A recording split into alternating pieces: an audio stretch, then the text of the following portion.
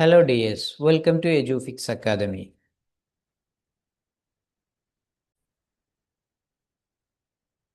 ഇഗ്നോയുടെ 2025 June term and examination start ചെയ്തിട്ടുണ്ട്.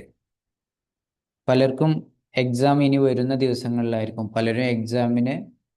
പലരുടെ exam start ചെയ്തിട്ടുണ്ട്.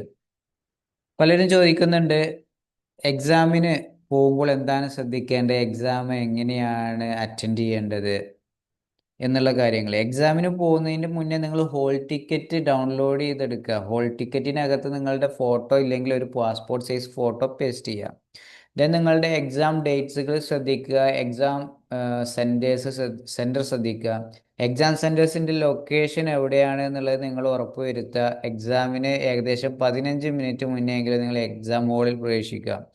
എക്സാമിന് പോകുന്നതിന് മുന്നേ നിങ്ങൾ ഹോൾ ടിക്കറ്റ് ഡൗൺലോഡ് ചെയ്ത് അത് പ്രിൻ്റ് ഔട്ട് ചെയ്ത് വെക്കുക. അതുപോലെ ഇഗ്നോയുടെ ID കാർഡുകളും. ഇഗ്നോയുടെ ID കാർഡ് നിങ്ങൾക്ക് ഡൗൺലോഡ് ചെയ്യാൻ പറ്റും. പ്രിൻ്റ് ഔട്ട് ഇല്ല, കയ്യിലില്ല എന്നുണ്ടെങ്കിൽ നിങ്ങളുടെ ആധാർ കാർഡോ പാൻ കാർഡോ ഉപയോഗിച്ച് നിങ്ങൾക്ക് എക്സാം ഹാളിൽ പ്രവേശിക്കാവുന്നതാണ്.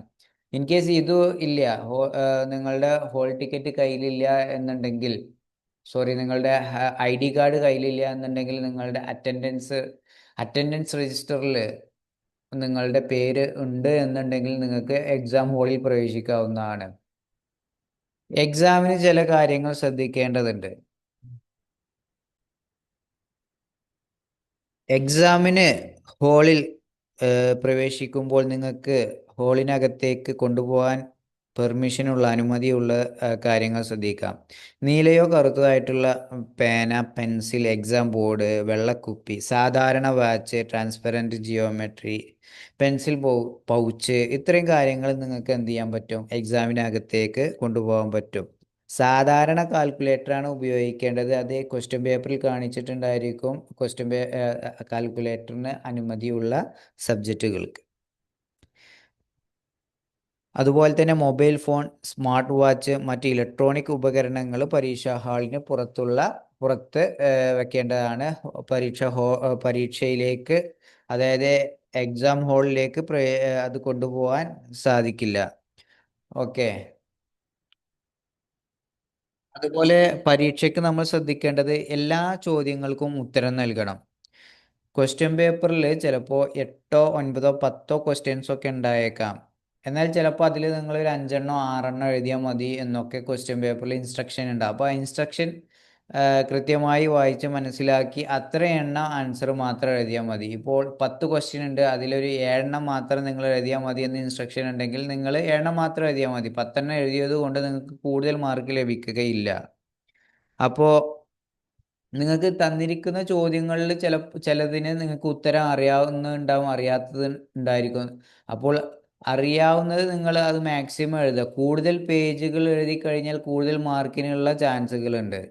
അപ്പോൾ നിങ്ങൾ ഏകദേശം ഇനി നിങ്ങൾക്ക് അറിയാത്ത ക്വസ്റ്റ്യൻ വന്നിട്ടുണ്ട് എന്നുണ്ടെങ്കിൽ, നിങ്ങൾക്ക് എന്തെങ്കിലും ഒരു പോയിന്റ് അറിയുന്ന എന്നുണ്ടെങ്കിൽ അത് എലാബറേറ്റ് ചെയ്തിട്ട് അത് വിവരിച്ചിട്ട് അതൊരു എന്താ ഒരു പേജോ ഒക്കെ ഒന്ന് എഴുതാൻ ശ്രമിക്കുക. എന്തെങ്കിലും അതിൻ്റെ ഒരു പോയിന്റ് നിങ്ങൾക്ക് ഓർമ്മയിലോ ഇനി കിട്ടുന്നില്ല എന്നുണ്ടെങ്കിലും നിങ്ങളുടേതായ രൂപത്തിൽ അതിൻ്റെ ആൻസർ മേക്ക് ചെയ്തിട്ട് എന്ത് ചെയ്യുക, എഴുതി വെക്കുക. പേജിൻ്റെ എണ്ണം കൂടുന്തോറും മാർക്ക് കൂടാനുള്ള സാധ്യത ഉണ്ട് കേട്ടോ. ഒരു 20 അതിൽ കൂടുതലോ പേജുകൾ നിങ്ങൾ എഴുതിയിട്ടുണ്ടെങ്കിൽ പാസ്സാവാനുള്ള ചാൻസുകളും കൂടുതലാണ്. പക്ഷേ MBA പോലുള്ള പേപ്പർ കൃത്യമായിട്ട് വാല്യുവേറ്റ് ചെയ്യും. അപ്പോൾ അത് നിങ്ങൾ ആ പ്രോഗ്രാമുകൾ നന്നായിട്ട് പഠിച്ച് നിങ്ങൾ പോവേണ്ടതാണ്. ഏകദേശം ഒരു 20 മാർക്കിനുള്ള ക്വസ്റ്റ്യൻ ആണെന്നുണ്ടെങ്കിൽ നിങ്ങളൊരു 5 6 പേജുകൾ എഴുതേണ്ടതാണ്. അതുപോലെ തന്നെ 10 മാർക്കിനാണ് ക്വസ്റ്റ്യൻ വന്നിട്ടുള്ളതെന്നുണ്ടെങ്കിൽ ഒരു 3 4 പേജുകൾ നിങ്ങൾ എഴുതുക.